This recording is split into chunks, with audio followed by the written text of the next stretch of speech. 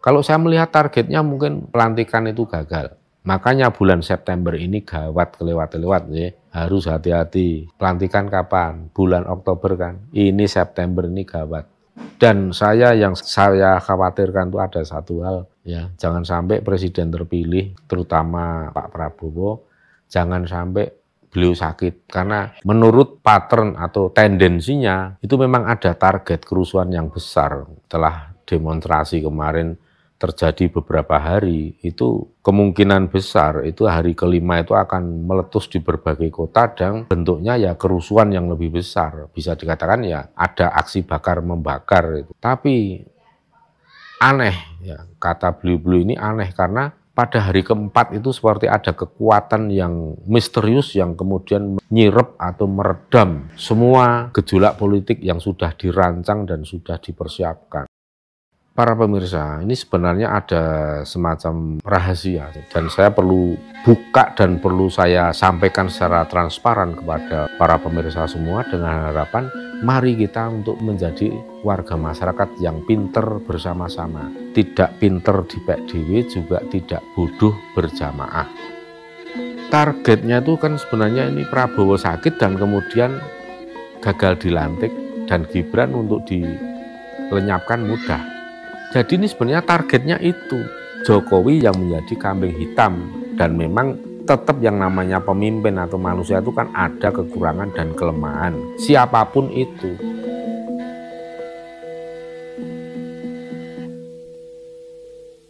Ini juga sudah disampaikan oleh banyak leluhur, diantaranya ada Ki Ageng Pemanahan, Kanjeng Panembahan Senopati, ada Raden Aryo Menggolo, ada Romo Panembahan Budo, ada Eyang Panembahan Romo di Kajoran, juga disampaikan oleh Eyang Gusti Mangkunegoro IV, kemudian Eyang Gusti Mangkunegoro yang ketiga atau Pangeran Sapu Jagat. Nah, dari informasi yang diberikan oleh leluhur ini semuanya sama. Kita ini seperti menghadapi akan terjadi perang besar itu kiasan ya, kiasan.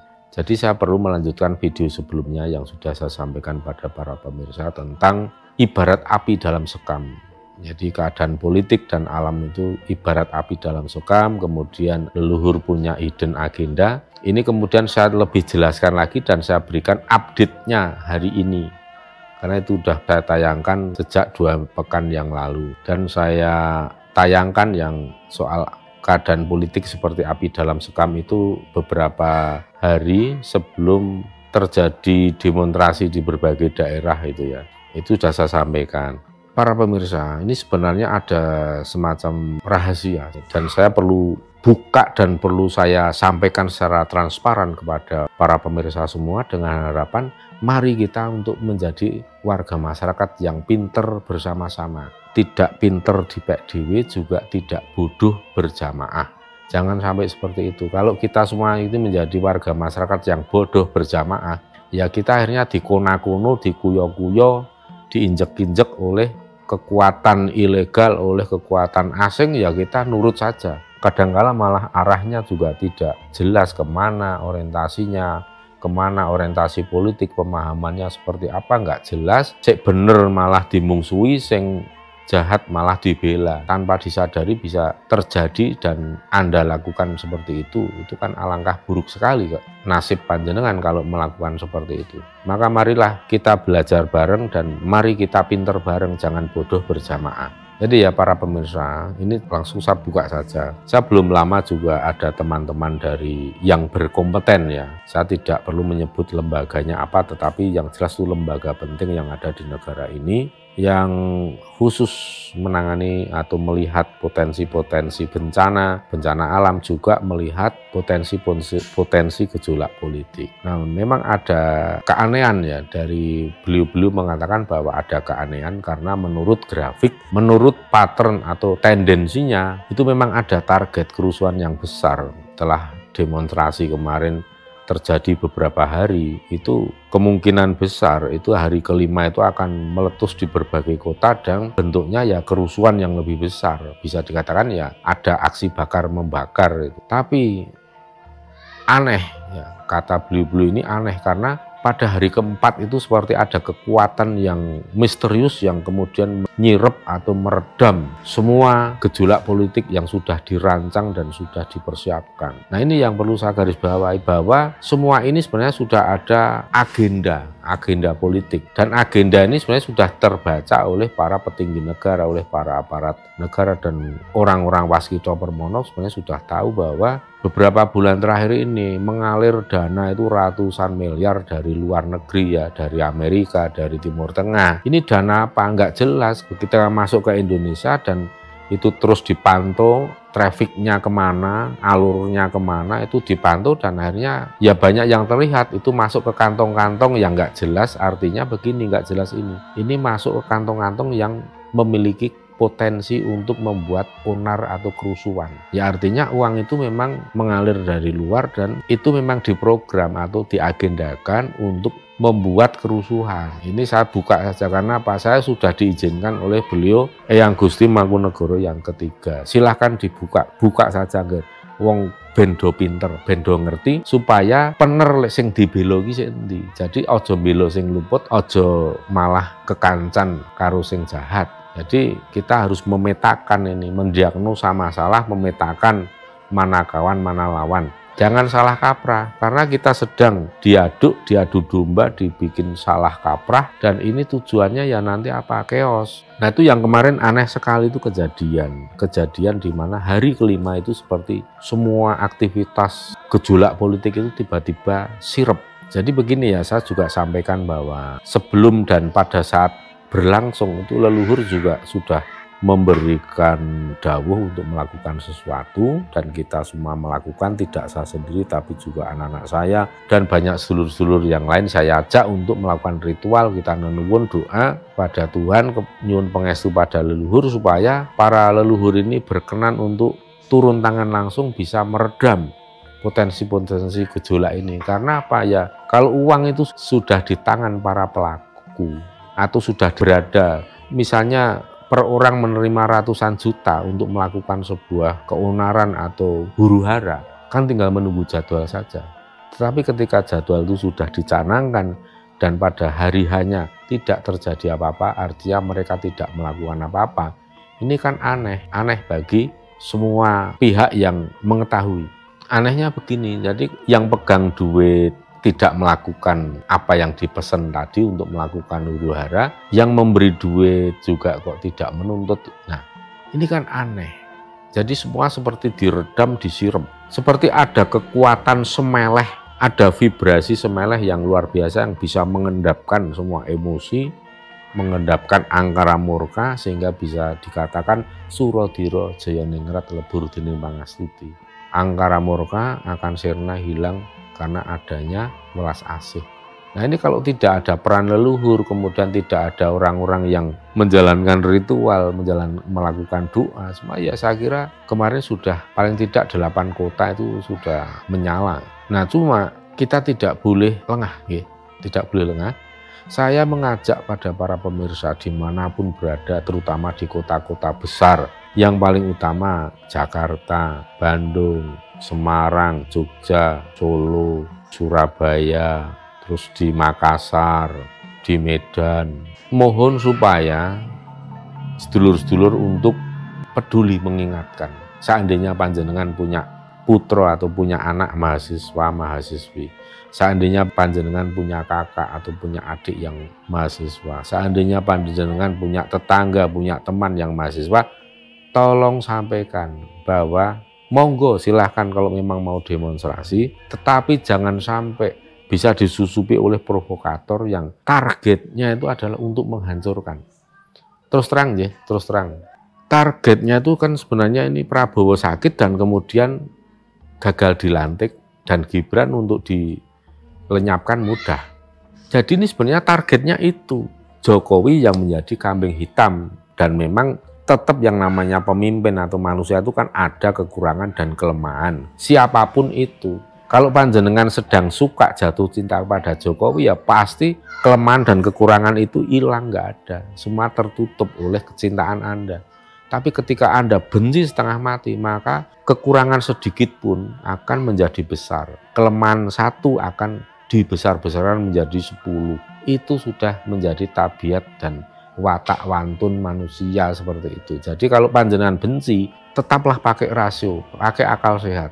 Kalau panjenengan cinta pada pemimpin, tetaplah pakai rasio dan akal sehat. Jadi semuanya akan berlangsung bijaksana. Cool, kalem, kita bermain politik yang cantik. Jangan mudah terbakar emosi, kemudian berapi-api membakar sana-sini, jangan sampai. Maka harus eling waspada, jangan sampai kita menjadi orang yang kagetan dan gumunan. Ini yang harus kita pegang. Hati-hati semuanya, terutama adik-adik mahasiswa semua, supaya lebih bijaksana dan hati-hati, jangan sampai mudah terprovokasi, jangan sampai mudah hanya karena ada tayangan video di media sosial kemudian itu menjadi dasar untuk bertindak, jangan sampai. Kita tahu media sosial itu bukan jurnalis, bukan jurnalistik, bukan jurnalisme. Media sosial itu kalau memberitakan segala sesuatu tidak perlu mengikuti kaedah jurnalisme yang ada cross check, ada pembuktian apakah ini benar apa tidak beritanya, tidak perlu. Beda, kalau media yang kategorinya jurnalisme itu bisa dipertanggungjawabkan kebenaran informasinya itu. Tetapi saat ini juga lebih parahnya lagi, dunia jurnalisme pun banyak yang sudah bergeser mirip seperti media sosial. Kadang melakukan pemberitaan itu isinya provokasi, hanya sepihak, hanya sesuai dengan kepentingan kelompok tertentu, kepentingan individu tertentu, itu seperti itu. Maka kita ini seperti di hutan rimba untuk menghadapi dunia media sosial maupun jurnalisme. Itu sekarang seperti berada di hutan rimba yang hukumnya nggak jelas. Maka kita harus bijak, cermat, hati-hati. Apa yang bisa menyelamatkan semua ini supaya kita tidak gampang terhasut, terprovokasi? Ya satu hal yang diingat-ingat oleh leluhur, ilmu yang sederhana. Terapkanlah pada diri kita masing-masing, yaitu ilmu ojo kagetan, ojo gumunan. Walaupun dua kalimat tapi ini satu ilmu, ojo kagetan, ojo gumunan. Jangan mudah kaget, jangan mudah terhenyak, jangan mudah heran, jangan mudah terkesima. Karena kedua sifat mudah ini tadi akan membuat panjenengan lengah. Orang yang lengah seperti digendam, dibentak kaget, langsung masuk sugesti. Ya itulah model gendam. Maka hati-hatilah kalau panjenengan kaget dan gumun, panjenengan sedang kaget dan gumun, maka mindset, pemahaman, kesadaran yang selama ini sudah bagus sekali akan tiba-tiba hancur luluh. Yang tadinya panjenengan itu menjadi orang yang bijaksana, kalem, tiba-tiba berubah menjadi beringas. Maka hati-hatilah, marilah kita jaga kota-kota di mana tempat kita berada ini, terutama yang saya sebutkan tadi dan tidak perlu saya ulang lagi. Monggo mari kita bersama-sama untuk menjaga keamanan dan ketertiban, menjaga kenyamanan, kedamaian, jangan mudah terprovokasi. Adik-adik mahasiswa silahkan kalau mau demo, monggo, nggak ada larangan. Cuman ada jamnya, ya. Demo itu ada jam. Perhatikan jamnya juga. Dan jangan sampai berlaku anarkis, apalagi panjenengan terhasut oleh provokator yang nanti juga yang rugi sendiri panjenengan, keluarga juga rugi, kita semua rugi, bangsa kita ini. Maka weling dari leluhur agung, terutama dari Sinuwun Kanjeng Gusti Pangeran Adipati Arya Mangkunegara yang ketiga, tetap harus mengutamakan kepentingan nasional dan harus menyadari bahwa yang kita hadapi saat ini adalah kekuatan asing yang masuk menyusup ke Nusantara. Targetnya, kalau saya melihat targetnya mungkin pelantikan itu gagal. Makanya bulan September ini gawat kelewat-lewat, ya. Harus hati-hati. Pelantikan kapan? Bulan Oktober kan. Ini September ini gawat. Dan yang saya khawatirkan itu ada satu hal, ya. Jangan sampai presiden terpilih, terutama Pak Prabowo, jangan sampai beliau sakit. Karena kalau sakit dan kemudian sampai berobat ke luar negeri nggak tahu. Saya tidak menakut-nakuti. Tetapi jangan sampai itu terjadi dan jangan sampai semoga Prabowo bisa menyelesaikan periode kepemimpinan beliau. Minimal 1 periode ini beliau sehat, selamat, aman, sentosa. Karena kalau sampai terjadi apa-apa, terjadi sesuatu, ya saya kira saya tidak mengecilkan Gibran. Tapi kekuatannya akan menjadi sangat lemah dan target sumber daya alam di Nusantara ini akan bisa di take over, diambil alih oleh kekuatan asing. Karena target utamanya itu. Mungkin selama ini mentarget Jokowi bisa berkelit, bisa aman. Makanya sekarang yang ditarget generasi berikutnya.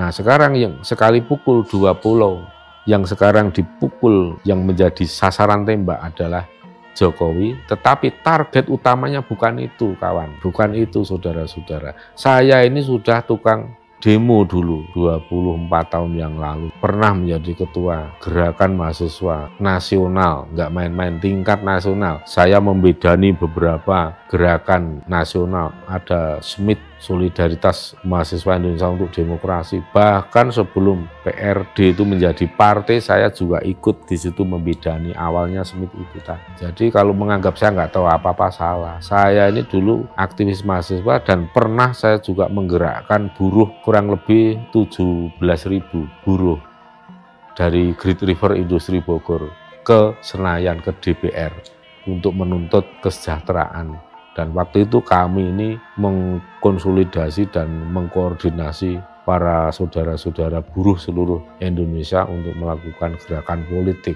bukan gerakan moral lagi, karena gerakan mahasiswa yang gerakan moral itu ternyata tidak efektif di zaman Orde Baru. Maka saya merubah strategi, ini harus ada gerakan politik. Mahasiswa harus menggandeng kaum buruh, maka dari kaum buruh jika bergerak, sudah, itu nyawa bagi kehidupan ekonomi. Dan saya juga menghimbau pada teman-teman, sedulur-sedulur para kaum buruh dimanapun berada, jangan mudah terprovokasi, ingat kepentingan utama tetap kepentingan nasional. Kita harus menjaga aset bangsa yang disebut sumber daya alam, baik yang mineral maupun semuanya, harus kita jaga. Karena kita sedang diincar oleh dunia, kita akan dibalkanisasi, kita akan dihancur leburkan, Indonesia akan dibuat porak-poranda, akan seperti di Timur Tengah kan oleh kekuatan asing. Karena kita tahu bahwa dunia sekarang sedang mengalami krisis yang luar biasa, sedangkan di Indonesia sekarang sedang bancaan berfoya-foya. Apa yang menjadi foya-foya? Ya batu bara. Diekspor itu kan bancaan dan foya-foya, tapi kan absah-absah saja. Jadi mari kita harus tetap memegang teguh nilai nasionalisme. Semangat nasionalisme harus kita pegang teguh dan harus selalu ingat bahwa kepentingan tertinggi itu bukan antar kelompok, antar golongan. Luruhkan kepentingan kelompok. Kita punya Indonesia, kita bersama-sama memiliki Indonesia yang harus dijaga, dan ini lawan atau musuhnya bukan kelompok-kelompok itu. Kelompok-kelompok itu kadang saya melihat ada kelompok-kelompok yang hanya disetir, yang menjadi boneka, yang menjadi kepanjangan tangan kepentingan asing. Ya itu harus disadarkan. Jangan sampai ada kelompok atau warga masyarakat yang menjadi pecundang, yang menjadi antek asing. Itu jangan sampai. Yang menjadi pengkhianat bangsa. Dan sebagai penutup dari apa yang saya sampaikan ini, dan sebagai penutup dari podcast saya sore ini, saya ingatkan bahwa saat ini leluhur agung se-Nusantara, mayoritas leluhur agung, tidak tinggal diam. Beliau-beliau para leluhur agung sudah turun tangan sejak beberapa bulan lalu. Untuk apa? Untuk menjaga, karena kita sedang diincar oleh kekuatan asing, ingin untuk dihancurkan. Ingat ya, ya semoga itu kuncinya satu, yang penting presiden terpilih sehat, jangan sampai terjadi apa-apa, karena itu pintu masuk dari hancurnya tatanan Indonesia. Dan leluhur saat ini benar-benar akan memilih semua generasi bangsa yang peduli. Maka sedulur-sedulur ya, saya ajak apabila ada kesempatan, mari kita rapatkan barisan, kita mendekatkan diri pada leluhur, DDP Sumende pada leluhur ya. Kita melaksanakan ritual, kita nyentel ke rembuk. Kalau kita sudah mendekat ke leluhur, kita mengaturkan sembah bakti, kemudian sekaligus kita nyentel ke rembuk akan nasib kita. Kalau kita sudah nyentel ke rembuk, kita titip nasib kita pada leluhur, bagaimana nanti mengatur, ya sudah. Kita tinggal melakukan aktivitas sehari-hari dengan perasaan yang semeleh, sesuai dengan fase suro semeleh, kita harus meleh. Kalau kita kagetan, gumunan, terbakar emosi dan reaksioner, maka yang akan hancur kita sendiri. Semeleh, itu kuncinya. Kalau kita semeleh, maka leluhur yang mengatur menata akan lebih mudah. Kita hanya mau dikepenake oleh leluhur, jadi nggak perlu ngeyel, nggak perlu kokean trekah, nggak perlu sok keminter. Jadi kita tetap berusaha, berjuang, tetapi jika itu gagal, coba lagi, rasa ngotot, rasa ngoyo, karena itu belum tentu langkah yang tepat. Biarkan leluhur yang menata. Maka kalau itu memang jalan yang terbaik dan paling tepat kita lakukan, pasti semuanya akan menjadi mudah. Ini ciri-cirinya. Kalau sulit banget kepentok-pentok itu definisikan saja. Itu pahami saja sebagai, oh ini bukan jalan hidup. Ini bukan langkah tepat. Maka coba lagi jalan yang lain. Jangan putus asa, tetap semangat. Nanti akan ketemu karena leluhur membimbing mengarahkan. Kalau Anda panjenengan percaya leluhur. Dan kalau Anda percaya tetapi tidak tinggal diam, tapi juga marak sowan nyekar leluhur. Nitip rembuk, nyandar rembuk. Ini sudah banyak sedulur-sedulur dari Jakarta, dari mana-mana yang nyendel ke rembuk dan saya bantu untuk nyendel ke rembuk pada leluhur. Karena ini masa transisi, masa peralihan, banyak orang merasa seperti berada di persimpangan jalan. Nggak tahu nanti nasibnya seperti apa, bingung harus bagaimana karena akan terjadi pergantian rezim penguasa, nggak tahu nasib seperti apa. Maka caranya simpel, sederhana. Silahkan centel rembuk pada leluhur, nanti biar leluhur yang mengatur. Kita lakukan pelukatan, kita lakukan nyekar maraswan ke leluhur besar. Kita lakukan topo ngeli, topo mendem dan segala macam dalam arti kiasan. Lakukan semua itu sebisa yang panjenengan mampu. Kita dekatkan dalam pusat-pusat kumparan energi spiritual. Kita samakan frekuensi dengan vibrasi dan frekuensinya para leluhur supaya apa? Kita mendapatkan berkahnya, doa restunya dari para leluhur. Sehingga kita tidak menjadi generasi yang ikut terseleksi alam menjadi generasi yang remuk, yang hancur. Tapi kita menjadi generasi terpilih, generasi yang terseleksi sebagai orang-orang yang terpilih untuk melanjutkan dan mengisi kehidupan berbangsa negara di waktu yang akan datang. Dan yang terakhir sebagai penutup, saya juga sampaikan apa yang diperintahkan oleh beliau, yang Gusti Mangkunegoro ketiga atau yang Pangeran Sapu Jagat. Beliau perintahkan supaya kita membuat jenang grendul. Jenang grendul seperti apa?